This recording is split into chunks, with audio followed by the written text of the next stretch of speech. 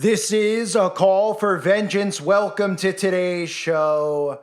I had mentioned before the Super Bowl that we were very due for a false flag event. Now, the Super Bowl had a ton of predictive programming in regards to an event happening at a championship game or a Super Bowl game.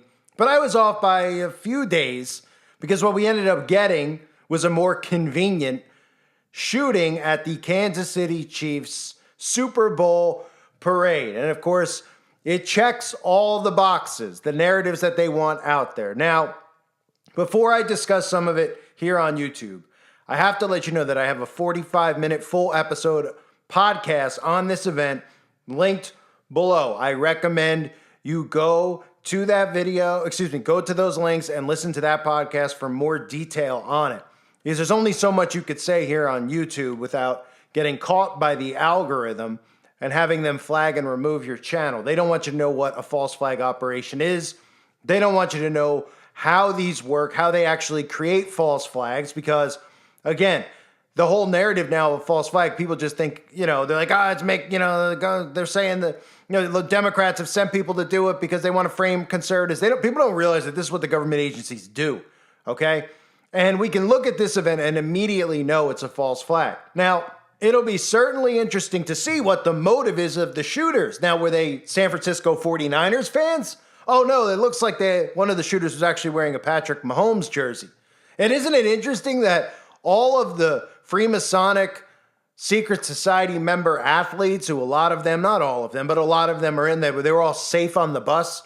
So whatever these attackers decided, which multiple shooters, they decided that they wanted to prey on an innocent crowd of civilians, because of course that's a motive that makes no sense at all, right?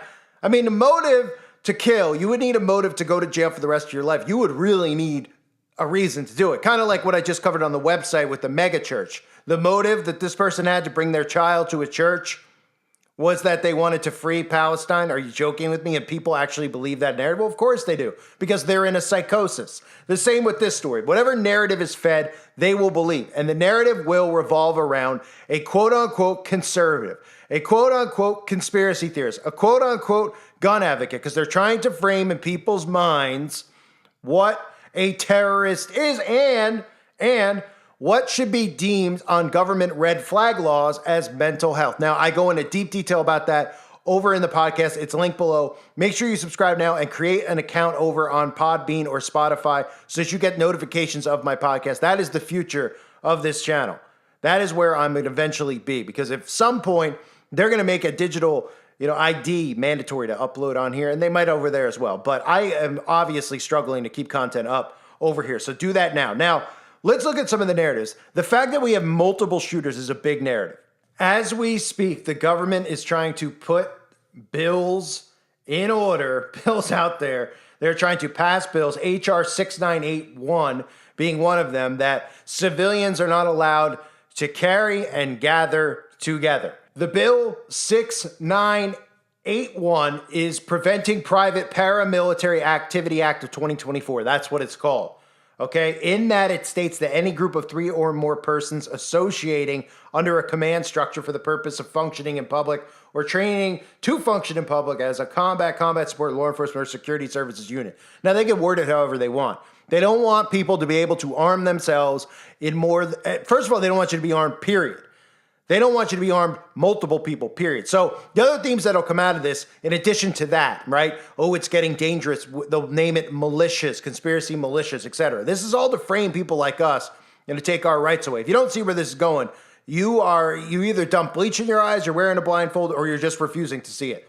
This is where it's headed. So the other thing that we probably will hear out of this, again, is the weapon use. Of course, it'll be an assault rifle, because the government wants assault rifles. Why do they want assault rifles? Why are they saying, we just want those, we don't want to get your handguns, you don't need to protect your home with that? Because they're fearful of a civilian uprising. That's it, period. Okay, civilians in this country are seeing what the government's doing. They're seeing what's happened in other countries that are unarmed. They see Canada specifically and how insane Trudeau is, and how they keep taking, literally force the carbon tax. They've seen Australia. They've seen China, how they were letting people burn alive in their apartments where they were locked in over the outbreak and didn't even care to release the civilians. So civilians here see what's happening. The goal is to convince people to pass these mental health red flag laws, and they're doing both sides. Like I said earlier about the church, the mega church, they want to do both. So I'll go into more detail about that on the podcast, because what that means is that they start making these red flag laws about mental health, and they're really talking about people like me and you, not people who you would think actually should be committed. People who cut off their own ding dongs. So here are a few of the stories, okay? Number one, this is the anniversary today.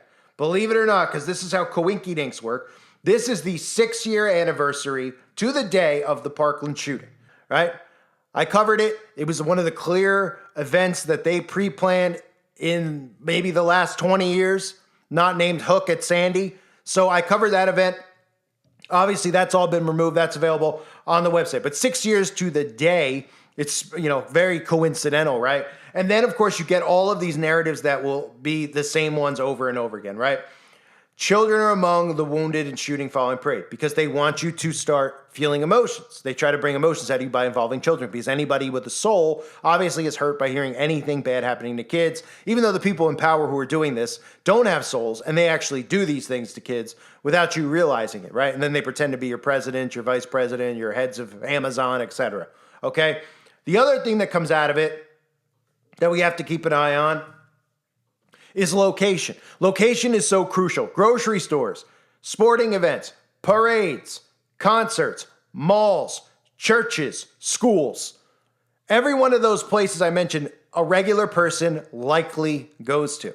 Okay, unless you're a farmer and you don't go to the grocery, you go into the grocery too. Every one of those places you've been to, everybody can relate to going, and those are all places that you normally feel safe. That's why they're creating the events at those places. It's a psychological operation. It makes you feel unsafe going to the mall, makes you feel unsafe going to the movies, it makes you feel unsafe going to a concert. They're doing this by design so that you allow them to remove the rights of civilians to bear arms. And the only ones who will be allowed to will be them.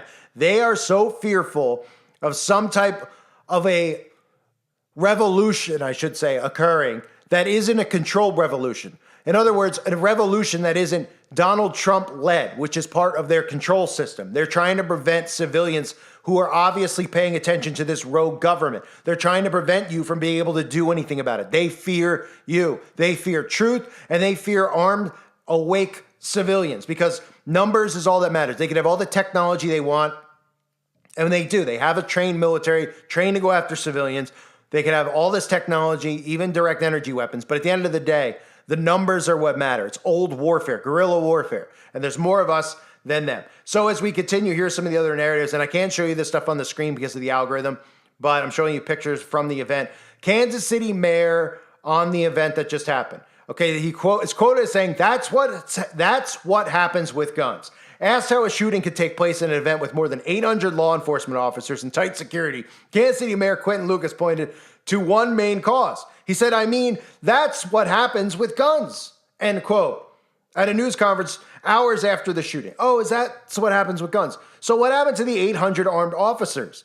What happened to the security checkpoints? Because usually you can't go into anywhere these days, and I know it's a parade to say it's on the streets, but it's pretty hard to be armed. But what about the law enforcement officers, right?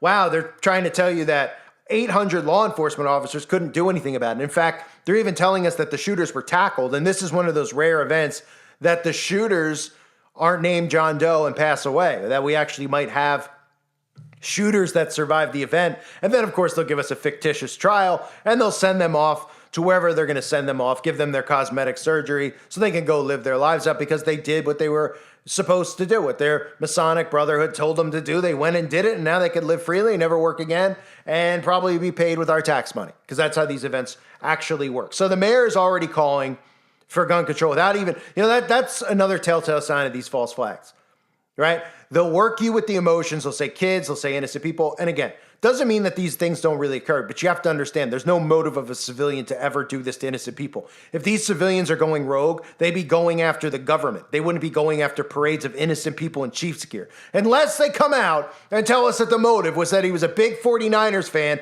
or he had money on the 49ers. But I wouldn't even be surprised if they came out and said the guy had money on the game and then conspiracy theorists told him that the game was rigged, so he went and did it, right? But here's the problem.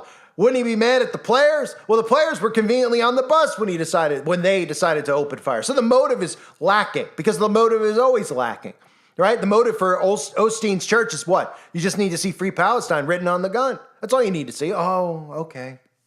Yeah, free Palestine. That's enough of a motive for a woman a trans, of course, because that fits into it. A woman who identifies as both man and female, who has a 7-year-old, to go into a church armed with just civilians, very pro-Palestine, so taking it out on people who are going to church, willing to lose her own child in gunfire. Yeah, that makes perfect sense for a narrative and a motive. And of course, if you read between the lines like I did in the podcast, which again is linked below, you'll see all the same narratives with that. Oh, this person was walking around loosely with guns. They have mental health problems. They shouldn't be able to carry. This is what's important to them. And again, I've talked about this over the years. I'm not this huge gun advocate. I'm not one of these guys that does these videos and it's like, films myself shooting guns in my backyard.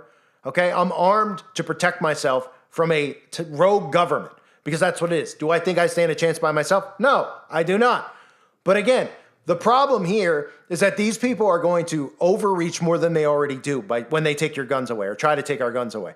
Think about how bad it is now, and just imagine an unarmed country.